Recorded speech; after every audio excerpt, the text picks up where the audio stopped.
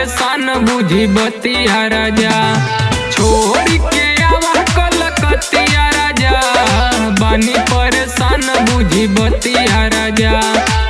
लागल बदा सहरा माई के बपहरा, कहर बनव दिन बहरतिया राजा, छोड़ के आवा कलकतिया राजा, बानी परेशान बुझी बतिया राजा, छोड़ के आवा कलकतिया राजा, बानी परेशान बुझी बतिया राजा।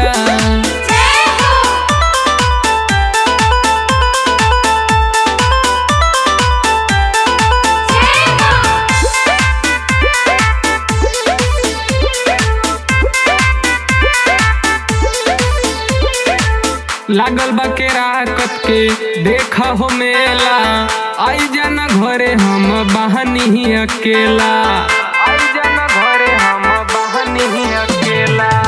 सगरो चमकेला माही के मूर्तिया हो, बड़ा मन करे देखी माही के सूरतिया हो।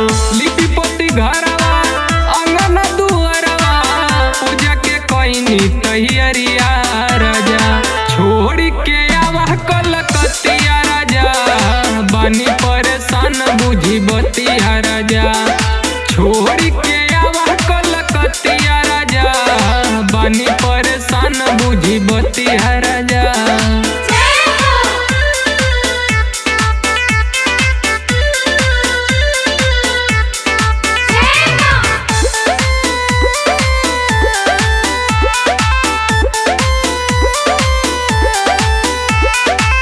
छोटू विशाल शुभम दिया जरा हवे, जाई के पंडलवा में चुनरी चढ़ावे, जाई के पंडलवा में चुनरी चढ़ावे।